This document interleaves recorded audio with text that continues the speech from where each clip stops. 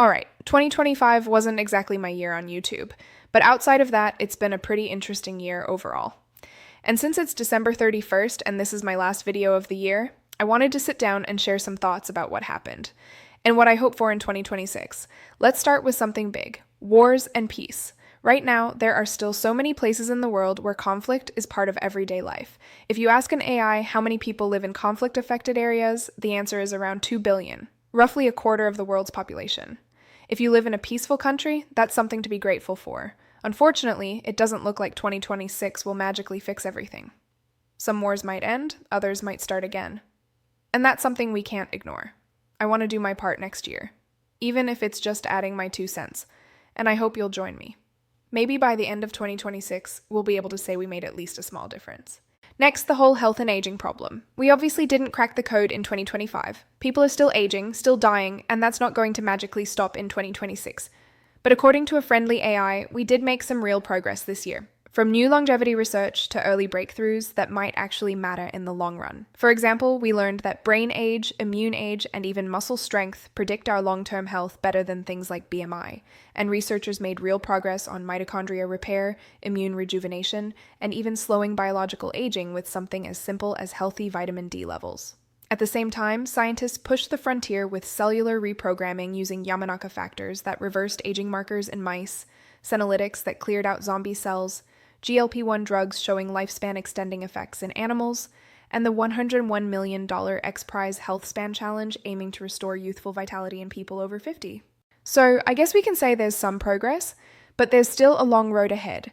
Going into 2026, I'm hoping we build on all of this, not just dreaming about living longer, but actually creating a future where more people stay healthy, capable, and full of energy for decades. And that's where our third topic of interest becomes important: superintelligence. 2025 was quite a big year for AI. We didn't hit true AGI, of course, but models like Google's Gemini 3, Gemini 3 Flash, and new agentic systems pushed reasoning, multimodality, and long context understanding to levels we've never seen, even powering breakthroughs like AI-designed cancer-fighting molecules, advanced protein simulations, and huge jumps in semiconductor defect detection. Companies doubled down on self-improving architectures, infinite memory systems, and early steps towards superintelligence, even as ethical frameworks struggled to keep up. And going into 2026, we're looking at agent swarms, custom AI silicon, deeper AI health integrations, and a global race to build the smartest reasoning models, all under tighter regulation and massive pressure to deliver real-world results. Will we get an AGI in 2026? Honestly, it depends. A lot of it comes down to how much the definition shifts, because if you've seen the older definitions of AGI, you've probably noticed that today's version looks very different, and there still isn't one definition everyone agrees on.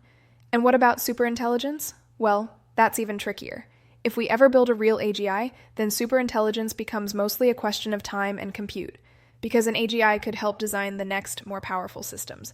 And just like AGI, the definition of superintelligence is evolving too, and it might change again in 2026. Either way, I think we're going to see a lot of progress in this area in 2026. It's becoming one of the most important topics for humanity, and all the major nations and tech players know it. Even everyday people are starting to understand both the benefits and the risks that AI, AGI, and eventually super AI could bring. There's massive investment pouring in, and a lot of incredibly smart people are working on this full time, using the newest AI tools to speed things up. And sure, some of those tools are still early and sometimes make the work harder instead of easier, but that's changing fast. And 2026 will probably look very different. Anyway, let's get back to me and this channel. I made 30 videos this year, roughly one every 2 weeks. But I wasn't very consistent, and that's probably why there are just over 500 of you here. And honestly, thank you. Really. It means a lot that you're watching my videos and sticking around.